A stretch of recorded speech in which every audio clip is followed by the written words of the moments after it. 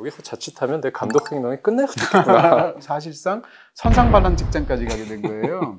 그래서 어느 장면을 촬영 감독한테 지시를 하고 몰래 빠져서 배를 타고 떠나면서 사람들한테 소리를 질렀대요. 나 다시는 안 돌아올 거다 이렇게. 네, 안녕하세요. 저는 민용준 기자라고 합니다.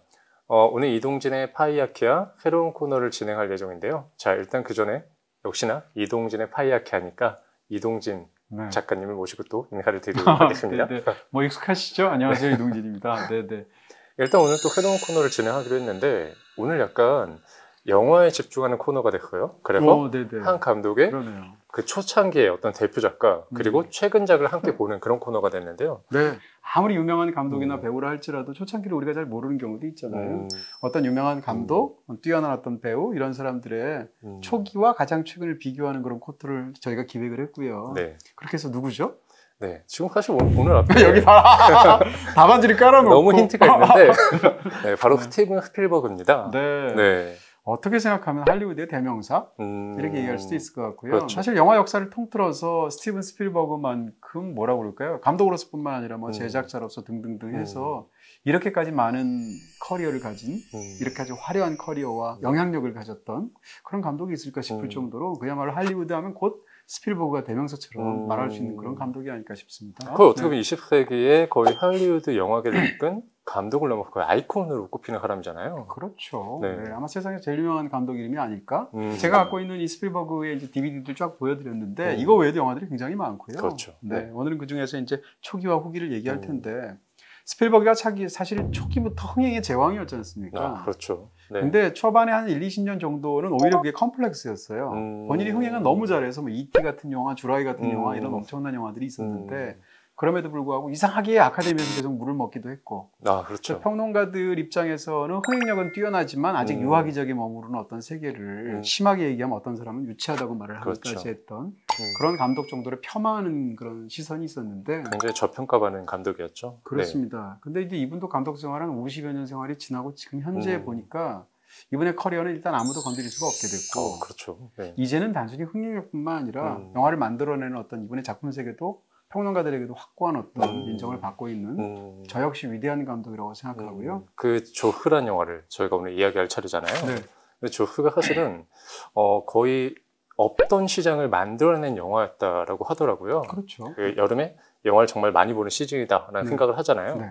그런데 그 당시 할리우드에서 미국에서 이제 크리스마스 시즌이 사실은 거의 대부분 그런 흥행작들이 나오는 그런 시즌이었는데 이 조흐가 여름에 개봉을 하면서 여름에 처음으로 흥행작이 탄생하게 되는 그래서 여름 흥행작 시장을 만들게 되는 영화의 어떤 시즌의 흐름 어떤 영화가 어떤 시즌에 먹히는가를 만들어내는 그런 약간 흥행의 기제가 되는 것도 바로 이런 배경이 있는 것이거든요. 그러니까 그런 얘기를 본격적으로 하려면 이제 조스 얘기를 해야 되는데 네, 일단 이걸 치우고 한번 지금부터 본격적으로 이야기를 나눠보도록 하겠습니다.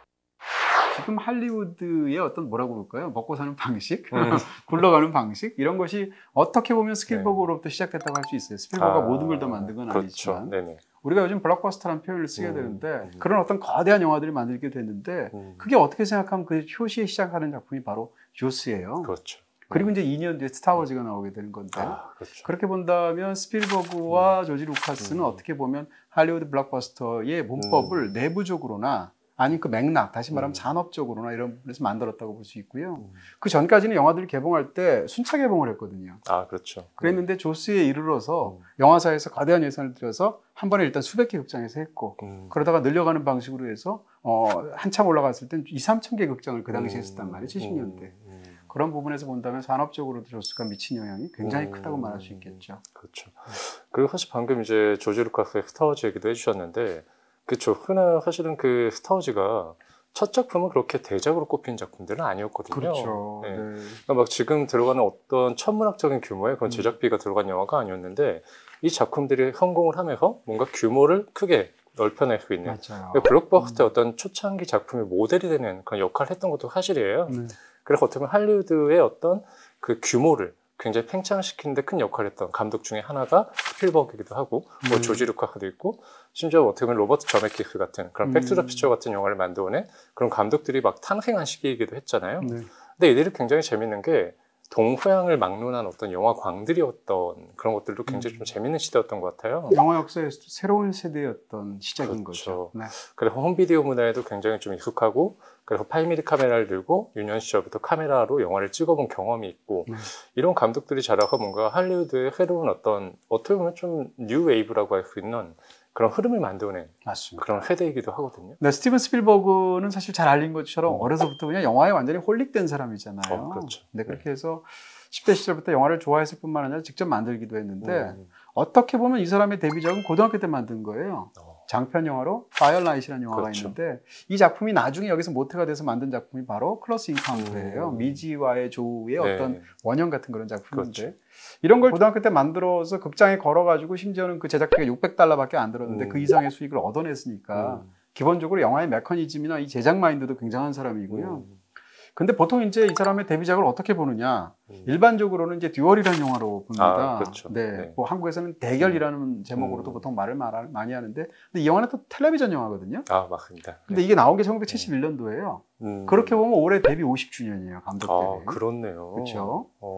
그리고 그 뒤에 극장용 장편 영화로 처음 본인이 자의식을 갖고 만들었던 최초의 영화는 또 슈가랜드 익스프레스거든요. 네네. 그러면 이제 어떻게 보면 데뷔작을 어떻게 보느냐에 따라 다른데. 그렇지만 오늘의 스티븐 스필버그가 있게 만든 작품은 바로 조스죠. 그렇죠. 일생일대 승부수였다라는 거죠. 그리고 사실 조스가 이제 모든 일은 대체로 결과론을 보고 결과를 보고 이제 과정을 다 이제 그냥 인정하게 되잖아요. 그렇죠. 근데 사실 조스가 만드는 과정은 굉장히 지난했거든요. 그럼요. 왜냐하면 사실 그때 바다에서 이 영화를 찍는 것 자체도 굉장히 좀 난관이었고 하루에 거의 한 2-3컷 이상을 찍지 못하는 날도 이어지다 보니까 그래서 문제가 이 영화가 사실은 크리스마스 시즌에 개봉을 하려고 했다가 그 제작 일정을 못 맞춰서 결국 여름 시즌에 개봉하게 된 그런 영화가 돼버리기도 했거든요.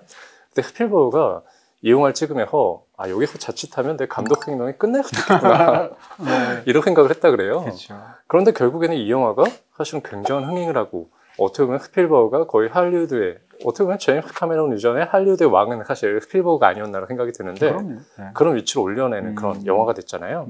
근데 방금 말씀 주셨던 듀얼이라는 영화가 약간 이 조스랑 좀 비슷한 측면이 있잖아요. 왜냐면 그 불꽃이라는 영화가 어떻게 보면 미지와의 조우와 연결이 되고 그 미지와의 조우가 E.T.랑 연결되는 과정이 있다면 이 조스 같은 영화는 어떻게 보면 듀얼이라는 영화에서 연결이 돼서 나중에 또 쥬라기 공원까지 연결이 되는 그런 흐름이 있는 것 같아요. 그러네요. 뭔가 어떻게 보면 그 거대한 어떤 적이 나를 쫓아오거나 나에게 위협을 가하는 어떤 문명과 자연과의 대결처럼 느껴지기도 하고 어떻게 보면 도시와 어떤 시골의 어떤 대립처럼 느껴지기도 하고 그런 맥락들이 굉장히 또 레이어들이 정말 많은 영화거든요. 서스펜스도 굉장히 강력하지만 그 사회적인 어떤 단면 같은 것들을 굉장히 또 재미있게 잘 포착해낸 그런 영화들처럼 보이기도 해요. 스필버그 자체가 초기에 인터뷰를 보게 되면 조스에 대해서 원초적인 비명의 영화 이렇게 말한 적이 있어요. 그러니까 조스의 스토리는 굉장히 단순합니다. 그냥 해변에 상아가 나타났다. 수많은 사람들을 죽인다. 이놈을 잡아라. 이게 전부란 말이에요. 맞아요. 근데 지금 정확하게 찔러주신 것처럼 초기에 만들었던 듀얼이라는 영화를 보면 정체를 알 수 없고 심리도 알 수 없는 거대한 트럭을 보는 사람한테 쫓기는 남자 얘기란 말이에요. 처음부터 끝까지 그 얘기예요. 여기서 트럭을 상어로 바꾼 것이 바로 조스의 이야기고 공룡으로 바꾼 게 이제 쥬라기 공원의 이야기다라고 말할 수 있을 것 같고요. 근데 이제 이 뒷얘기를 보면 볼수록 이제 굉장히 재밌는 게 이때 스필버그가 27살이었단 말이에요. 근데 당시 스필버그는 동안 컴플렉스가 있었어요. 얼굴이 너무 어려 보이고 심지어는 20대 중후반에 얼굴에 여드름이 안 없어졌었대요. 그러다 보니까 이 당시 스태프들 입장에서 뭐라 그럴까요? 미국은 이제 그런 걸 격차를 따지는 나라가 아님에도 불구하고 굉장히 스필버그를 애송이 취급을 했다는 거예요, 스태프들이. 더 문제는 뭔가 하면 말씀해 주신 것처럼 이것을 보통 일반적으로 세트에서 찍어야 되는데 그렇게 안 하고 실제 바다에서 찍다 보니까 바다에서는 일기가 그냥 뭐 아침 저녁으로 바뀌잖아요. 그러니까 찍기가 너무 어려운 데다가 너무 힘든 과정들이 많은 거예요. 그래서 이제 스태프들이 바다 위에서 망망대해서 찍는 경우도 많은데 그러다 보니까 어떤 일이 벌어지냐면 거의 사실상 선상반란 직전까지 가게 된 거예요. 그래서 어떤 얘기까지 있었냐면 당시에 스필버그가 굉장히 두려워했던 것 중에 하나가 촬영이 끝날 때쯤이 되면 이 사람들이 폭동을 일으켜서 자기를 바다에 집어던질 것이다라는 공포가 스필버그한테 있었어요. 그 스필버그가 쫄려가지고 어떻게 행동을 했냐면 마지막 그 촬영을 하는 날 마지막 촬영하는 장면을 촬영 감독한테 지시를 하고 몰래 빠져서 배를 타고 떠나면서 사람들한테 소리를 질렀대요. 나 다시는 안 돌아올 거다 이렇게. 그럴 정도로 이게 물론 바다에 집어던진다는 게 진짜의 분노의 표시일 수도 있고 아니면 약간 그런 식으로 세레모니? 세레모니로 약간 코믹하게 할 수도 있는데 그럴 정도로 이제 스텝들의 분위기가 안 좋았다는 것이고요. 그렇죠. 근데 그러면서도 이제 이런 엄청난 히트작이 나왔다는 건데 가장 큰 문제는 사실은 상어 문제였죠. 아, 그렇죠. 상어가 오작동을 했다는 거예요. 맞아요. 그러니까 이 당시에는 이제 보통 80년대 중반쯤 돼야 우리가 잘 아는 컴퓨터 그래픽의 시대가 오거든요. 그렇죠. 그보다 10년 전이에요. 그러다 보니까 영화에서 만드는데 상어를 어떻게 만들어야 되냐? 생자로 다 만들어야 돼. 기계로. 그래서 내부에는 기계 장치가 있고 밖에는 이제 고무로 처리를 했단 말이에요. 그래서 이제 상어를 여러 마리를 만들었는데 굉장히 비싼 돈으로 만들었음에도 불구하고 이게 바닷물에 들어가니까 자꾸 오작동을 하고 망가지고 움직이지 않고 그러다 보니까 도무지 찍을 수가 없게 되는 환경이 돼서 그렇죠. 여기서 그야말로 뭐 자기 개발서에 나올 만한 유명한 어떤 스필버그의 창의력이 나오게 됩니다. 그게 바로 시점 쇼트라는 거예요. 네네네. 상어를 찍어야 돼요. 사람들은 조스를 왜 보러 오느냐? 난동하는 상어를 보러 온단 말이에요. 그렇죠. 주인공은 상어인데 상어가 안 움직여. 그리고 상어 때문에 이 촬영 일수는 자꾸 늘어나고 원래 50일 동안에 찍으려고 했던 영화인데 150일을 찍었다는 말이에요. 그렇죠. 스필버그가 현장에서 너무 괴로워했는데 이거를 자기의 창의력으로 돌파했어요. 그게 시점 쇼트라는 그렇죠. 겁니다. 카메라가 상어다라고 생각한 거예요. 그럼 어떤 일이 벌어지느냐? 카메라가 상어이고 카메라의 시선으로 상어가 가기 때문에 화면에는 상어가 안 나와도 되는 거죠. 그렇죠. 바로 그래서 조스에서 가장 유명한 장면이 뭔가 하면 이 물속 촬영으로 수중 촬영으로 조스의 시선으로 이 희생자 중에 누구를 잡아먹을까를 이렇게 보면서 왔다 갔다 하는 장면이죠. 그렇죠. 사람들은 모르고 막 다리를 버둥버둥거리잖아요. 그걸 찍으면서 이제 보게 되는데 다시 말하면 상어의 시점에 이입해서 관객이 보게 되는 거예요. 그렇죠. 그러니까 시점 쇼트라는 걸 스필버그가 만든 건 아니죠. 그렇죠. 이전부터 있었지만 시점 쇼트를 이것에 집어넣음으로 인해서 현장에서 찍을 수 없는 난국을 오히려 가장 창의적인 방식으로 돌파해서 맞아요. 새로운 심리적인 공포를 준 거예요. 정말 스필버그는 대단하다는 느낌이 드는 거죠. 그러니까 이 사람은 굉장히 어떤 소재를 발굴해내는 능력과 그 시대를 읽는 능력도 있지만 결국 정통적인 영화의 문법을 정말 잘 이해하는 그렇죠. 사람이었다는 네네. 거잖아요. 그 당시에는 이런 어떤 뭐 일종의 SF든 공포든 이런 걸 다루게 될 때 대부분의 경우에는 이 서브 플롯을 집어넣게 돼요. 그렇죠. 그러니까 보통 인물들 간의 러브 스토리를 보통 집어넣거든요. 근데 이 영화는 아무것도 없어요. 그야말로 상어랑 싸우는 얘기가 처음부터 끝까지예요. 그런 면에서 본다면 역설적으로 이 영화가 혁신적인 측면이 있고 사실 원작에는 보면은 원작 소설이 있거든요. 아, 그렇죠. 원작 소설에는 이 경찰과 이 경찰 부인과 이 해양 생물학자 사이에서의 삼각관계가 있어요. 굉장히 끈적끈적한. 근데 스필버그는 그걸 다 발라냈단 말이에요. 그러면서 영화를 만들었단 말이에요. 그러니까 그야말로 스필버그가 이 영화에서 목적으로 하는 것은 그야말로 순수한 공포, 원초적인 두려움 이런 것들 끝까지 가는. 근데 그것을 관객 입장에서는 극장에서는 안전하잖아요. 안전한 가운데 그런 공포를 보는, 두려워하면서 즐기는 그런 측면에서 이 영화가 이 공전의 어떤 히트를 기록하면서 최고의 흥행작이 된 게 아닌가 싶습니다. 오늘 또 뭐 갖고 오셨네요. 아, 네네. 저희가 방금 또 이렇게 조프에 대한 이야기를 했는데. 네네. 제대로 보여주세요. 네. 자신있게. 네네. 이렇게 조프에 관한 이제 LP가 2장이 있고요. 이건 제가 개인적으로 이제 또 약간 좀 번데기 앞에서 주름 잡는 느낌으로 제가 지금 보여드리고 있는데, 지금 보시는 것처럼 오리지널 포스터가 있는 그런 LP가 있고, 이건 새롭게 또, 일러스트레이션에 대한 이런 조프의 모습이 있는데, 이 두 그림이 조프를 보시면, 아, 이게 이래서 이렇게 커버에 등장하는구나 라고 알 수 있을 거예요. 동시에 가장 중요한 게 조프의 음악 감독인 존 윌리엄스에 대한 이야기를 또 할 수 있을 것 같은데 이야기는 이제 또 두 번째 영화를 이야기하면서 또 자연스럽게 이어갈 수 있지 않을까 싶어요. 진짜 조스를 성공시킨 그 존 윌리엄스의 미니멀한 음악. 그쵸. 그야말로 그 음악 두 개의 음만 난 이것만 들어도 이 상어가 전혀 물러서지 않고 다가온다는 그런 느낌을 주는 굉장한 음악이 아니었나 싶고요. 아마 영화를 안 보셨어도 이 음악은 다 들어보지 않으실까 싶죠. 자, 가장 그 스필버그 영화 중에서 최근 영화는 좀 약간 한 3-4년 됐죠? 레디 플레이어 원입니다. 2018년. 3년 정도 됐죠? 그렇죠. 지금 상황에서는 이제 가장 최근 영화가 레디 플레이어 원인데 이 조스하고도 또 비교되는 측면도 있고 그렇죠. 한 40년 사이에 할리우드의 특수효과가 얼마나 극적으로 발달했는지 비교가 되기도 하고 그래요. 그렇죠. 약간 그 VFX 기술이라고 보통 이야기를 하죠. 이제 쉽게 말하면 CG 기술이 여기에 포함되는 건데 아까 이제 조스를 그 기계 장치로 만들어서 실제로 물에 띄우는 과정이 있었잖아요. 근데 요즘에 솔직히 그렇게 영화를 만들 필요가 없죠. 없죠. 이제 그렇게 영화를 만들면 할리우드에서 정말 퇴출되는. 그렇게 안 하죠. 그래서 이제는 CG를 통해서 이제 영화를 만드는데 그 ILM이라고 이제 조지 루카스가 사실 만들었던 그 특수 효과를 이제 담당하는 그런 부서가 있었잖아요. 그 회사가 이제 독립을 해서 이제 ILM이랑 굉장히 세계적인 그 특수 효과 회사가 됐는데 그 회사에서 이제 이 레디 플레이어 원이라는 그 스필버그의 최근작의 그 CG 작업을 대부분 다 이제 그 회사에서 이제 도맡아서 했죠. 이 영화는 거의 어떻게 보면 스필버그가 만든 일종의 스타워즈라고 해도 과언이 아닌가 싶은 영화예요. 그야말로 뭐 영화 자체가 가상현실 게임 속으로 들어가는 얘기니까 특수 효과가 많을 수밖에 없고 어떻게 생각하면 이제 물리적이고 아날로그적인 방식으로 그런 그 시각적인 효과를 구현한 게 조스라면 이 영화는 이제 그 극단 쪽에 있는 거죠. 사실 레디 플레이어 1을 보면서 제가 제일 놀란 건 뭔가 하면 70대 감독이 곧 50주년을 맞이하게 되는 그런 노 감독이 정말 안 해본 거 없이 다 해본 것 같은 감독이 진짜. 지금 가장 최첨단의 가장 새로워 보이는 영화를 찍는단 말이야. 그렇죠. 이러는 게 정말 놀라웠고요. 스필버그의 어떤 그 촉이나 센스는 여전하다고 생각이 들었고 초반에 보면 거의 넋이 빠지는 느낌이 있잖아요. 특히 그 레이싱하는 장면을 보면 우리가 이제 물론 거기 가상현실 속이긴 하지만 카체이스 장면들, 뭐 카레이싱 장면들 다룬 수많은 영화들 봤는데 한 번도 보지 못한 것 같거든요. 물론 설정이 그렇기도 하지만 놀랍기도 하고 뒤에 가면 그것을 이제 백으로 가잖아요. 후진해서.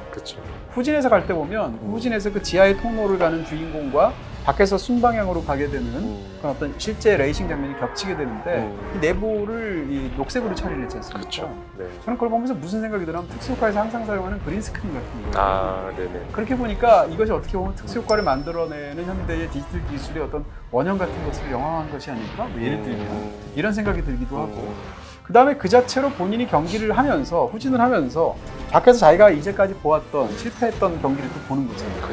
근데 이 두 가지의 대비가 그 자체를 극장에서의 풍경 같기도 하고 여러 가지 생각이 들면서 정말 굉장한 장면이라는 생각을 했습니다. 사실 그리고 이 영화가 방금 말씀 주신 것처럼 그 보는 쾌감이 정말 큰 영화잖아요. 이게 굉장히 흥미로운 게 앞에 그 조흐는 최대한 보는 쾌감을 낮춰서 그 어떤 극적인 순간을 만들어낸 영화였다면 이 영화는 시작부터 끝까지 거의 불꽃 노래예요. 거의 여의도 불꽃 축제 같은 걸 그 내내 하고 있는데 거의 영화광들의 어떤 테마파크 아니면 덕후들의 정말로 어떤 그냥 놀이동산 같은 걸 만들어버린 거잖아요.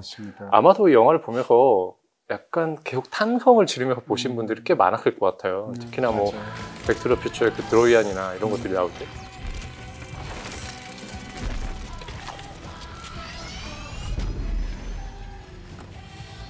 그리고 뭐 아키라의 카네다 바이크가 나오기도 하고 수많은 영화들이 있어서 찾아보는 재미가 있죠. 그래서 저도 사실은 이 영화에서 나오는 그 정말 깨알같이 많은 그 모든 요소를 다 알고 있나? 라는 생각이 드는 그런 느낌도 있는데 와 정말 이 영화가 거의 정말 계속 돌리고 돌려봐도 너무 행복하지 않을까 이런 생각이 들거든요. 반복할 만한 그런 굉장한 오락재미가 있고요. 저는 이제 뒤집어서 이제 이 영화를 생각하면 어떤 생각이 드냐면 마치 스티븐 스필버그가 미리 만든 약간 유서에 해당하는 영화 같은 느낌이 있어요. 정반대로 이 최첨단의 영화가 예를 들면 이제 클린트 이스트우드 영화 중에서 그랜토리노가 그런 느낌을 주잖아요. 제가 그렇게 이유를 받는 이유가 뭔가 하면 자기가 만든 거대한 환상의 세계가 있어요. 영화에 이제 할리데이라는 인물이죠. 마크 라이런스가 연기했던. 근데 그 사람이 인생에서 거기다 모든 것에서 거대한 제국을 이루고 어마어마한 성공을 했는데 거기에는 수많은 자기의 사랑도 있지만 작게 이루지 못한 부분도 들어있어요. 그러면서도 그 게임을 해주는 사람에 대한 감사도 있어요.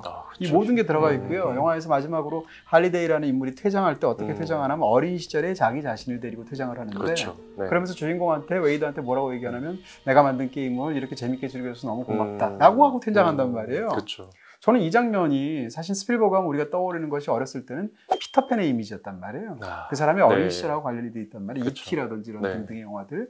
근데 이 사람이 거대한 제국을 만들고 나서 50년, 60년 동안 이렇게 수많은 뭐 할리우드를 통해서 엄청난 영화들 우리한테 선물해 줬잖아요. 근데 우리는 관객으로서 만끽하고 즐겼잖아요. 미리 퇴장하면서 써둔 유서 같은 굉장히 감동적으로 저한테 느껴지는 그런 장면이었습니다, 사실은. 결국 이 영화가 어떤 소년의 시간? 내가 어릴 때 봤던 어떤 추억의 시간을 선물해주는 느낌이 있거든요. 근데 그게 단순히 어떤 시각적인 효과로만 그렇게 주어지는 게 아니라 그 감정에 동화되는 내가 어릴 때 이런 걸 너무 좋아했었지. 내가 어릴 때 이런 어떤 투명한 마음으로 내가 정말 뭔가 순수하게 뭔가를 좋아하는 마음을 갖고 있었지라는 걸 주거든요. 그래서 이 영화가 사실은 어떻게 보면 스필버그 영화에서 대표작이라고 말하기 좀 어려울 수도 있지만 굉장히 역시나 스필버그가 그동안 우리한테 무엇을 선물해줬는지 이해가 된다. 그런 작품처럼 좀 보이기도 합니다. 사실. 그렇습니다. 근데 예를 들면 영화의 구조의 이야기 자체가 그런 거예요. 어떤 개발자가 자기가 이제 오아시스라는 굉장히 히트작 거대한 세계를 만들어내는 가상현실이 있고 그럼에도 불구하고 거기에 자기가 숨겨놓은 어떤 이스터 에그들이 있는데 그것들을 사람들이 와서 세계 열쇠를 찾아내면 엄청난 리워드를 해주겠다. 이게 이제 영화의 이야기 구조란 말이에요. 어떻게 보면 이런 구조 자체가 영화를 만드는 메커니즘과 그것을 즐기는 관객과의 사이에서의 소통을 영화한 이야기처럼 보이기도 해요. 네. 그리고 이제 또 한 가지는 스필버그가 지난 50년간 할리우드의 제왕으로 군림하면서 만들어냈던 수많은 영화들이 대중문화의 위상 자체를 제고했단 말이에요. 네. 지금도 약간 그런 견해가 있지만 고급스러운 어떤 소수가 질리는 엘리트 문화가 있고 대중들이 즐기는 어떤 대중문화가 있는데 이 둘 사이에는 마치 상류와 하류처럼 급의 차이가 나뉘어서 대중문화는 저급한 것 이런 시선을 갖고 있잖아요. 과거에는 더 했었고. 네. 근데 이런 것을 극적으로 바꾼 사람 중에 하나가 이제 스티븐 스필버그인데 그렇죠. 네. 이 영화를 보면 기본적으로 악당은 누구냐? 대중문화를 모르는 사람이에요. 맞아요. 네. 이 영화에 등장하는 악당은 중간에 보면 이제 이 사람이 뽀록나고 위기에 처할 때를 보면 예를 들어서 브렉퍼스트 클럽이라는 80년대 유명한 청춘 영화가 있는데 그 영화에 나오는 고등학교 이름이 뭐지? 라고 했을 때 몰라가지고 커닝을 한다거나 아니면 영화 속에 등장할 때 예를 들면 지금 이것이 벌어지는 것이 가상현실인데 이게 가상현실인지 실제인지 몰라서 코너에 몰린다거나 이런단 말이에요. 반면에 주인공들은 대중문화를 너무 잘 아는 사람들이에요. 그렇죠. 근데 이때 대중문화는 80년대, 90년대 옛날 거란 말이에요. 그러니까 기본적으로 이 영화 속에 등장하는 선한 세력들의 핵심은 뭔가 하면 과거를 잘 아는 젊은이들.